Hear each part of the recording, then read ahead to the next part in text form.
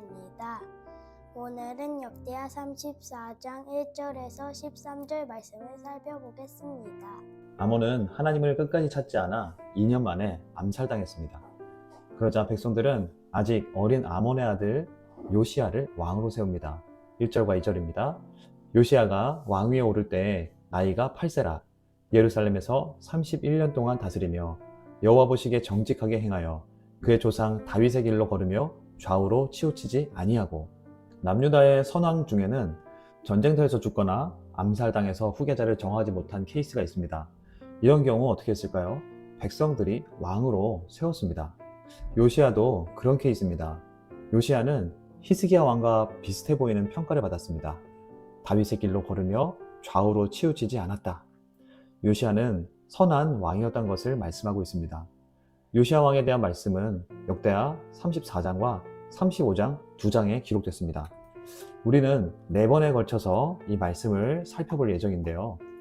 요시야 왕의 행적은 몇 년 해에 어떤 일이 있었다, 이렇게 전환점이 구분됩니다. 4번으로 나눠지는데 본문은 3번의 전환점이 있습니다. 3절은 요시야 왕 8년째, 그러니까 요시야가 16세 때, 그리고 12년 해에 요시야가 20살 때에 일어난 일을 말씀합니다.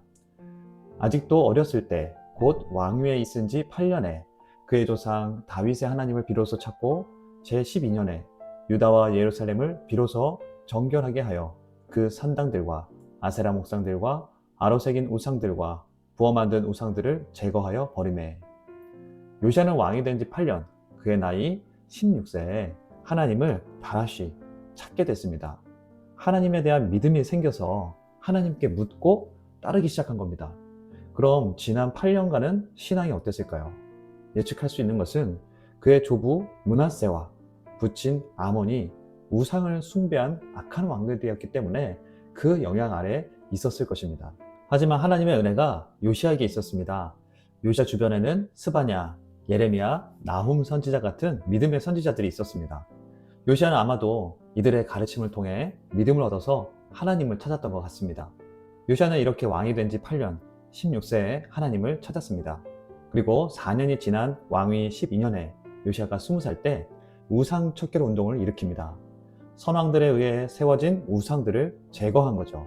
그리고 왕을 따라 백성들이 우상들을 제거해버립니다. 4절에서 7절입니다.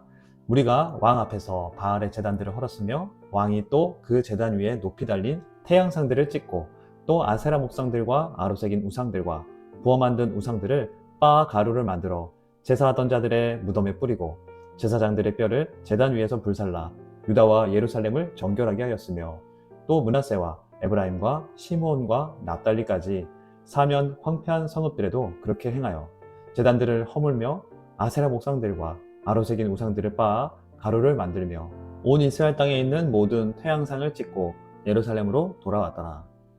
무리들은 요시야 왕의 명령을 따라 전국을 다니며 우상 척결 운동을 거행했습니다. 남유다만 아니라 북이스라엘의 최북단까지 다닌 것이죠. 사실 이 지역은 아직 아수르가 다스리고 있는 곳입니다. 그러나 지금 요시야 때 아수르가 약해진 틈에 우상 척결 운동을 거행한 것입니다. 우상 척결단은 이 모든 것을 마치고서야 예루살렘으로 돌아왔습니다. 요시야 때 다시 한번 종교개혁이 시작됐습니다. 지도자 한 명이 얼마나 중요한지 다시 한번 일깨워줍니다. 요아스의 부친 아몬은 지난 2년이란 짧은 시간 동안 온 나라를 어떻게 만들었습니까? 우상으로 가득 채웠던 것이죠. 하지만 그의 아들 요아스는 다시 하나님의 나라로 세웠습니다. 요아스는 이렇게 왕위 12년에부터 18해까지 6년간 우상 척결 운동과 성전을 정결하는 사역까지 마칩니다. 8절 상반절입니다. 요시야가 왕위에 있은 지 18째 해에 그 땅과 성전을 정결하게 하기를 마치고 그의 하나님 여호와의 전을 수리하려 하여. 요시야 왕 18째 해, 그가 26세가 된 해에 이릅니다. 이 해에 일어난 말씀은 34장 8절부터 35장 19절까지 기록했습니다. 이는 요시야 사역의 중심이라는 것을 알려주는 것입니다. 요시야 왕은 그 중심 사역의 첫 번째로 하나님의 성전을 수리할 계획을 갖습니다.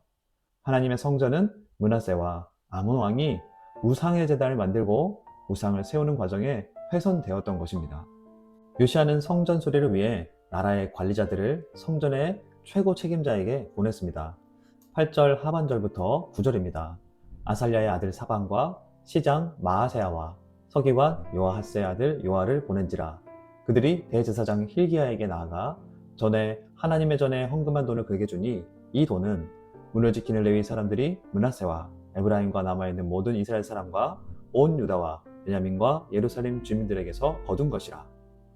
왕은 서기관 사반과 성읍의 지도자 마아세야와 서기관 요아를 대제사장 힐기야에게 보냅니다. 이들은 백성들의 헌금을 대제사장에게 전달했습니다. 국가적인 사업으로 성전 수리 사역을 진행하는 것입니다. 요시야 왕은 히스기야 왕이 그랬던 것처럼 백성들에게 자발적인 헌물을 명령했습니다. 그리고 이 일에 남유다 백성들을 비롯해 북이스라엘의 믿음의 백성들도 참여했습니다. 이런 과정을 기록한 것은 요시야가 히스기야 왕처럼 하나님의 말씀과 질서를 따라서 행정 시스템을 잘 만들어 나라를 세워가고 있다는 것이며 하나님을 예배하는 나라로 만들어가고 있다는 것을 말씀하는 것입니다. 그리고 이 헌금은 공사 책임자에게로 전달돼서 성전 수리가 시작하게 됩니다. 이어지는 10절과 11절입니다. 그 돈을 여호와의 전 공사를 감독하는 자들의 손에 넘기니 그들이 여호와의 전에 있는 일꾼들에게 주어 그 전을 수리하게 하되 곧 목수들과 건축하는 자들에게 주어 다듬은 돌과 연접하는 나무를 사며 유다 왕들이 헐어버린 성전들을 위하여 들보를 만들게 하매. 므낫세와 아모레 때에 성전이 파괴되고 방치가 된 것으로 보입니다. 그래서 성전을 수리하게 되었는데 단순히 성전의 외벽을 고치는 수준을 넘어서 들보를 메우게 된 거죠. 들보는 건물 상부 하중을 지탱하고 벽체와 벽체 사이를 연결하는 수평 구조 부재입니다. 이 들보를 메우는 작업을 한 것이죠.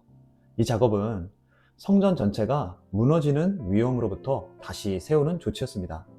이는 요시야 시대의 성전이 얼마나 심각하게 훼손되었으며 그동안 관리가 안 됐던 것을 보여주는 것입니다. 이어지는 12절에서 13절입니다. 그 사람들이 성실하게 그 일을 하니라.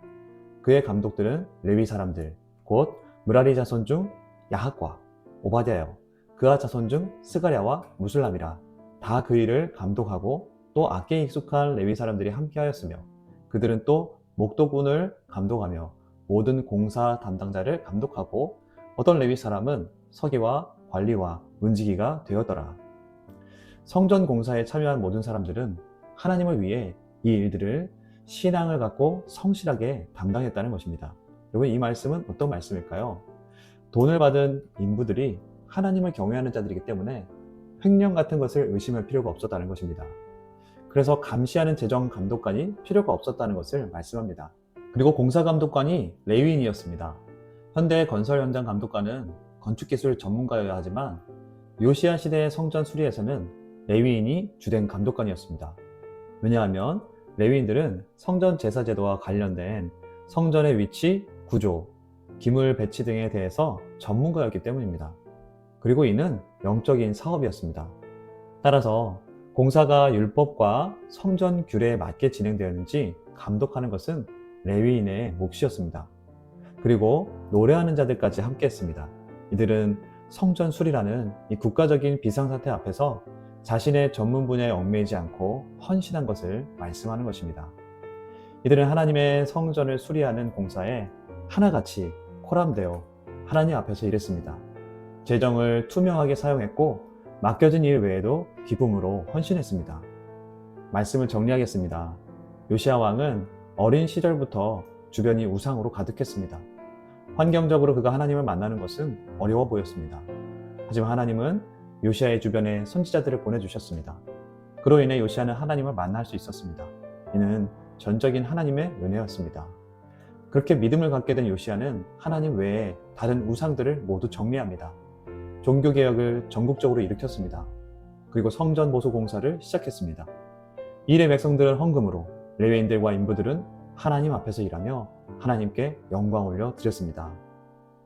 하나님은 포로기한 다음 세대와 우리에게 말씀하십니다. 우리는 어떻게 믿음의 자리에 있게 되었습니까?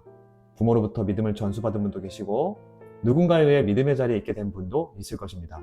이 모두가 하나님의 긍휼한 손길 때문이었습니다. 하나님의 놀라우신 사랑과 긍휼하신 은혜가 아니었다면 불가능한 일이었을 것입니다. 그 은혜와 사랑에 감격하시기를 축복합니다. 요시야가 하나님을 찾은 후 더 이상 찾을 필요가 없는 우상들을 제거했습니다. 우리의 영적 회복은 우상을 버리는 데서부터 시작된다고 말씀하시는 것입니다. 하나님을 찾으면, 하나님을 신뢰하면 우상을 더 이상 필요로 하지 않습니다. 왜냐하면 하나님으로 만족하기 때문입니다. 마지막으로 하나님께서 우리에게 주신 삶의 자리를 하나님 앞에서 살아가라고 말씀하십니다. 저들은 재정 감독관도 필요로 하지 않았고 맡은 일 외에 더 맡아서 감당했습니다.